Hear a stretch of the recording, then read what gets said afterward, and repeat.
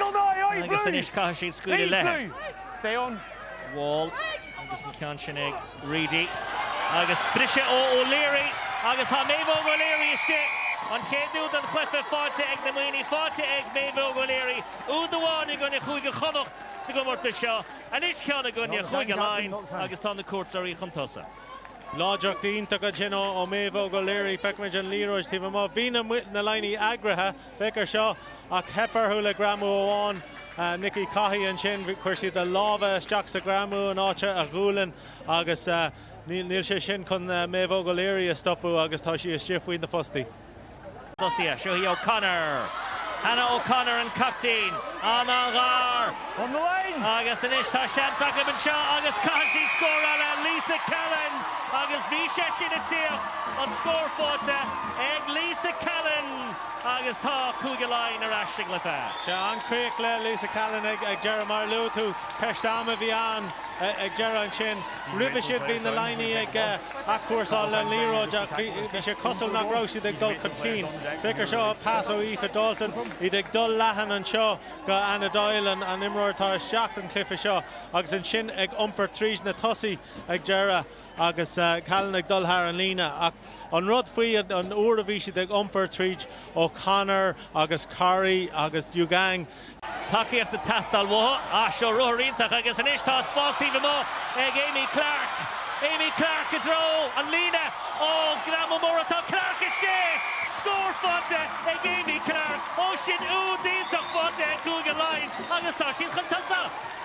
John Lewis arís ag Amy Clark agus bhí sé cosúil go raibh Graham Jainta níor dan siad ag Brehéirí agus arís na lainí ag tuspáint ag dul lehan an seo Curry an seo cúpla imreoirí hart ach féicear Amy Clark cail sí an cosantóir Kate Flannery an sin agus arís an Grahamú soach maith an sin Jainta ach ní raibh siad an Brehéir féicear seo ag úsáid an Lewis cosantóir ag seach trasta an sin Aoife Corey ach ní raibh sí an Brehéir ach fós an am don Leroy chuir síos agus lábhan uachtar a raisig na lainí inis. Ach ag Dermot Nick Ward agus ríist Cócaí go más an air ag O'Leary iad ag Gera iad héna agrú tá seansa bhfuil an seo chuig mún tá an máil an agrithe an féidir le díireach an Leroy a halabú tá réitear sásta agus tá scór fáte chuig mún nílas an céhíán a bhí Dorothy Waller for an scór is dóitham gur a bhí agus tá mud chum an seo is stáid energia.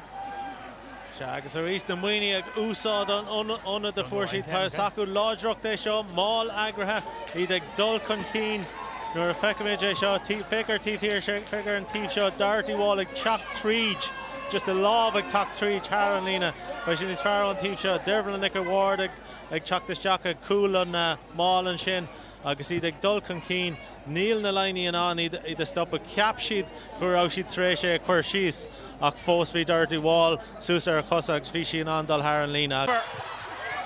On the line, Red, hands up on the line. Whelan a ríist agus Dugang agus tá Linda Dugang héis lína anú de frasnú tá sí ribéadach cinfadach nach agus tá na lainí a rais chuntosa.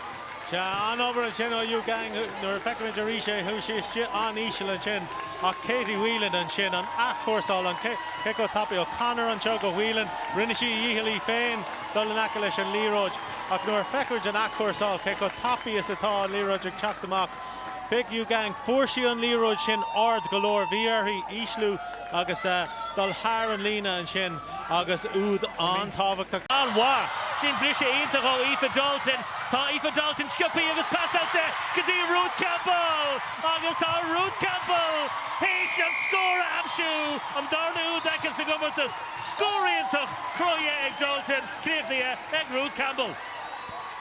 Seags más rud ag bhagar gur thug sí an clifa den na muoine leis an chalí sin níos lua tá siad féidir tar éis an clifa seo críochnú féicear seo ó Aoife Dalton.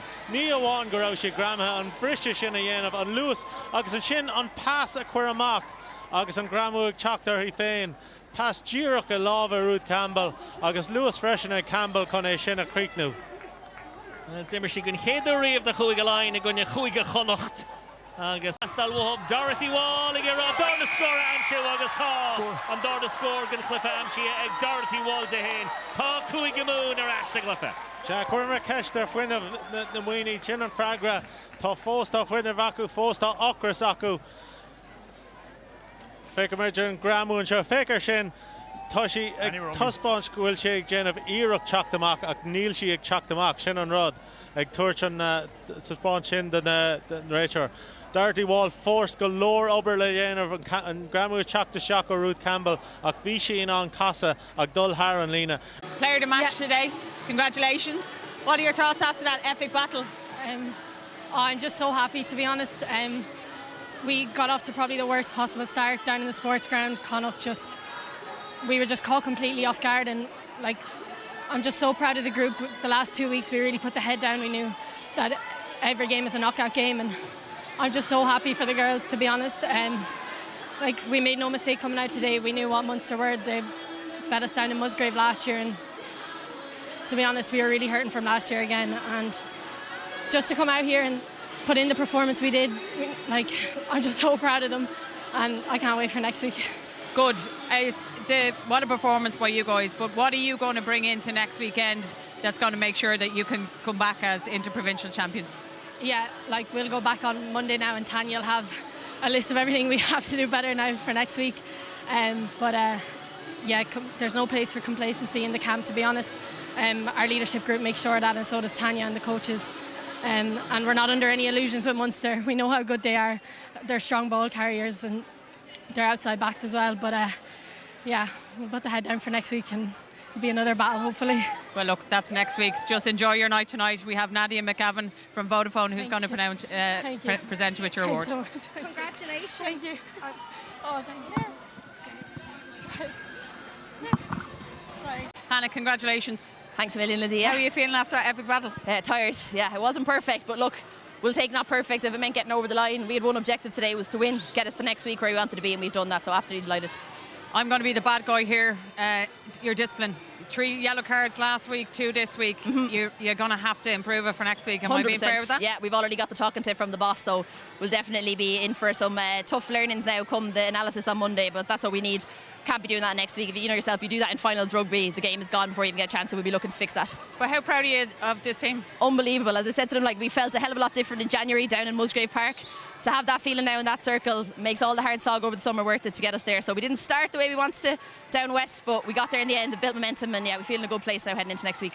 So are you going to be more confident going into next week, or do you think a wounded Munster are going to be a different animal? It's a different animal, isn't it? It's in Musgrave Park as well, which is a different animal again, but it's all to play for. All we needed to do was to get there, wipe the slate clean. Even today, I guarantee that they'll be changing stuff, we'll be changing stuff, so it's very much a blank slate going into next week, all to play for. Well, look, that's for training during the week. Enjoy the win with your team. Congratulations again. Cheers, guys. Thanks.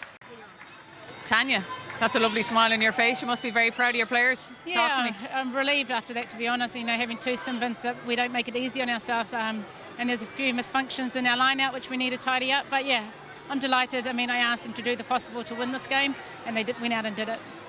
I'm going to be the bad guy. I posed the same question to Hannah. The only thing I probably let you down today, and it did last week, was discipline. How are you going to fix that in a week? Oh, there'll be another hard meeting on Monday, like the previous one against Connacht. Yeah, we just got to be patient. We don't need to do silly mistakes like that and give away yellow cards. It's not good enough, and we'll have to reflect on that and have a real good look at it on Monday. Set piece, you brought that in. It's one big area you probably kept, along with the discipline, kept Munster in the game. Is that something you're going to focus on for next week, or improving yours? Yeah, definitely. I think there's just a moment of brain farts, sorry to say, but we call them brain farts when we forget what we're doing. But yeah, we'll do a bit of focus on that on Monday and again on Wednesday. But I'm really happy with how the girls performed today. Physicality, you know, they were up there last year. Back in January, we didn't have physicality to take Munster on. We did that today. I'm happy with how Dana came on and led the way, and she really grew into the game. So yeah, I'm really proud of all the girls that were out there today. Today we saw a spectacle. Are we looking forward to more of the same next week? Yeah, I hope so, with 15 on the pitch for the whole 80 minutes and not 14 for 20, you know. So I hope so. I mean, the girls are looking forward to it. I mean, they worked hard to get here and win the finals now, so delighted. Yeah, deserving of your win. Go and enjoy with your teams. Thanks for your time. Thanks.